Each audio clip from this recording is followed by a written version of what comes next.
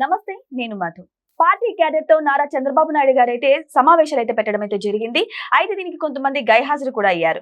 అయితే గైహాజరైన వారికి బాబు గారు క్లాస్ స్పీకర్, అసలు ఏం జరిగింది ఈ రోజు మనం తెలుసుకుందాం. ప్రస్తుతం మనతో పాటు ఉన్నారు సీనియర్ జర్నలిస్ట్ సిఎస్ రావు గారు. వారిని అడిగి మరిన్ని విషయాలను తెలుసుకుందాం. నమస్కారం సార్.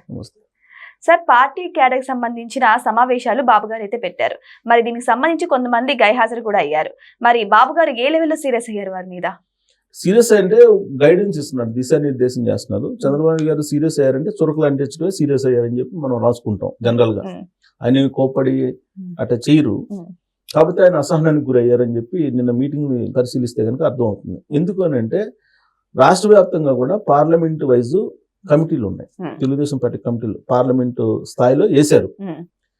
వీటిని వేయడానికి దాదాపు సంవత్సరం ఏం పట్టింది. లోకేష్ గారు అన్ని రకాలుగా దాన్ని ఎక్సర్సైజ్ చేసేసి కొత్త రక్తాన్ని ఎక్కించడానికి కొత్త వాళ్ళకి అవకాశం ఉంటుంది. రకరకాలుగా సీనియర్లు కొత్త వాళ్ళు వీటి కాంబినేషన్ తోటి పార్లమెంటరీ కమిటీ వేశారు. ఈ పార్లమెంటరీ కమిటీలు కీలకం. వీళ్ళతోటి సమావేశాలు ఏర్పాటు చేశారు. సమావేశాలు ఏర్పాటు చేసి ఒక నిర్దేశం ఇచ్చేటువంటి ప్రయత్నంలో భాగంగా రమ్మన్నారు. రమ్మంటే చాలా పార్లమెంట్ కమిటీ సంబంధించినటువంటి సభ్యులు చాలా మంది గైర్హాజరయ్యారు. మరి దాని మీద చంద్రబాబు నాయుడు గారు సహజంగా కొంత అసహనానికి గురవుతారు కదా. ఎందుకంటే కీలకమైనటువంటి కమిటీ అది. పార్లమెంట్ యూనిట్ గా తీసుకుని ఒక కమిటీని వేశారంటే అది కీలకమైనది. వాళ్ళు కోఆర్డినేట్ చేసుకోవాలి. ఎవరితో కోఆర్డినేట్ చేసుకోవాలి? ఎంపీలు కోఆర్డినేట్ చేసుకోవాలి, కమిటీలతోటి మంత్రులు కోఆర్డినేట్ చేసుకోవాలి, ఎమ్మెల్యేలు కోఆర్డినేట్ చేసుకోవాలి.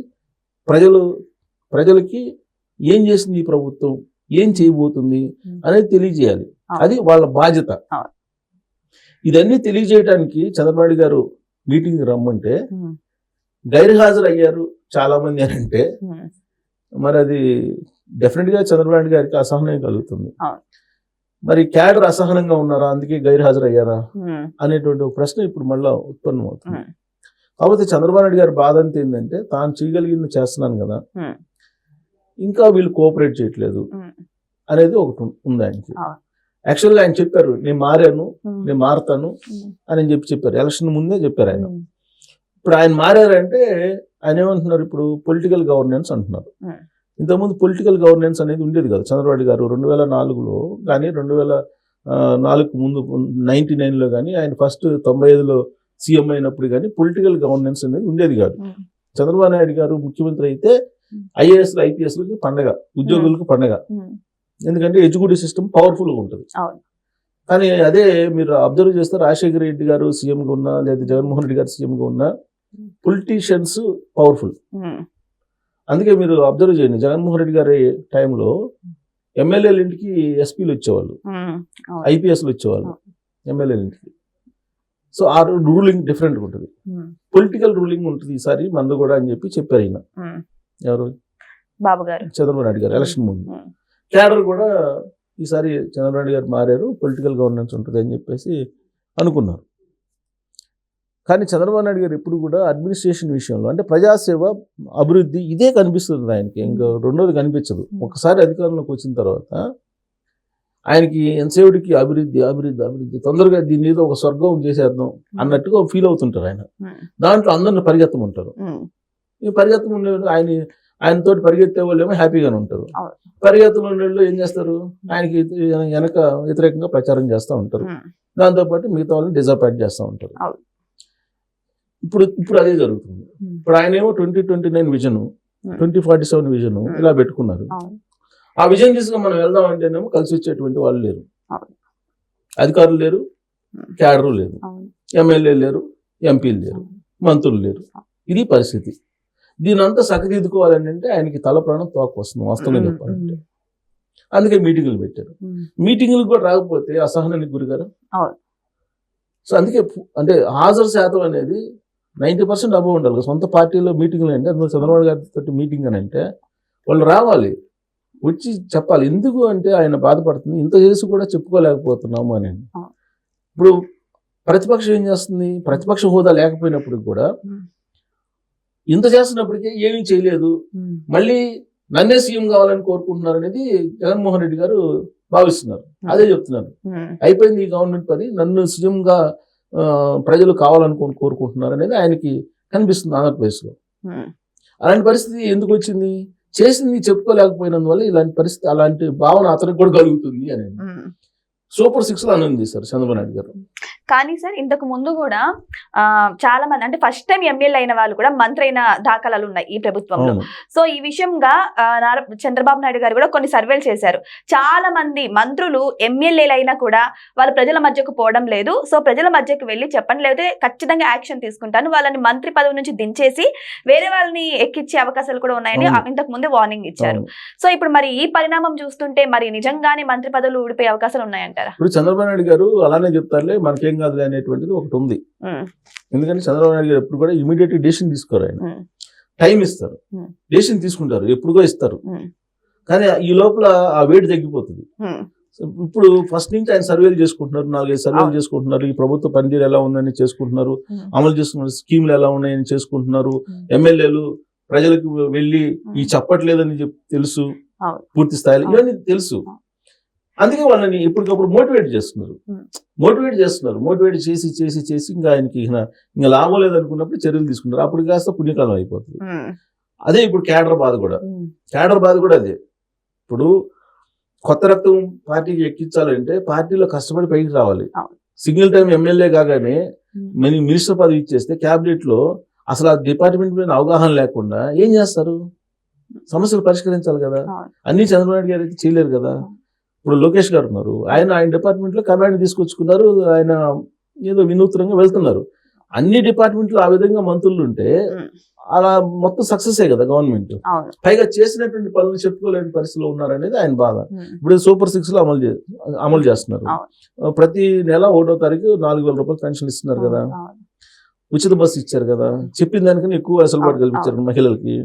అలాగే డ్వాక్రా వాళ్ళకి రుణాలు ఇప్పించారు కదా. అలాగే సిలిండర్ ఇస్తున్నారు కదా. తర్వాత తల్లికి వందనం ఇస్తున్నారు కదా. రేపు మాపు మళ్ళీ 1,500 రూపాయలు ఇస్తున్నారు కదా మహిళలకి. ఇవన్నీ చెప్పి ఇస్తున్నాం కదా. వీటిని ప్రజల్లోకి ఎఫెక్టివ్ గా తీసుకెళ్ళలేకపోతున్నారు అనేది ఆయనకి ఉంది. ఎవరు తీసుకెళ్ళాలి?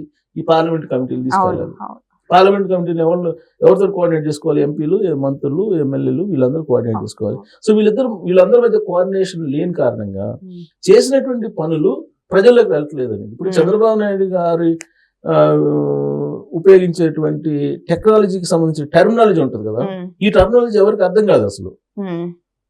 ఇప్పుడు క్వాంటమ్ టెక్నాలజీ అంటున్నారు కదా.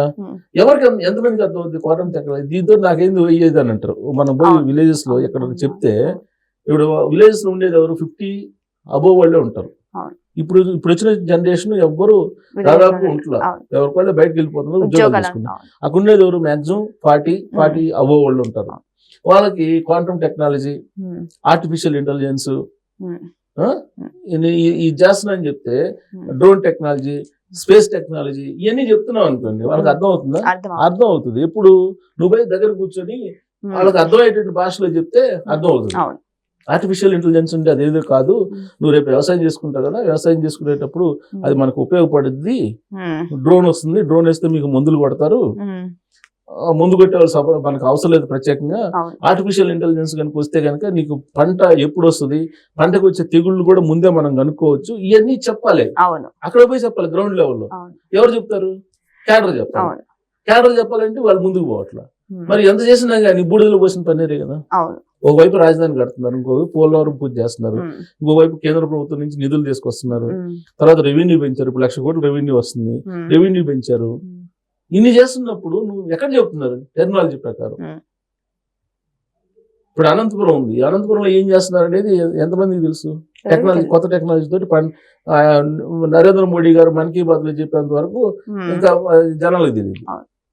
అంటే భూగర్భ జలాలు పెంచేదానికి ఆయన కొత్త జపాన్ టెక్నాలజీని ఉపయోగించి మొక్కలు నాటిస్తున్నారని. సో ఇవన్నీ తెలియజేయాలని అంటే క్యాడర్ కావాలి.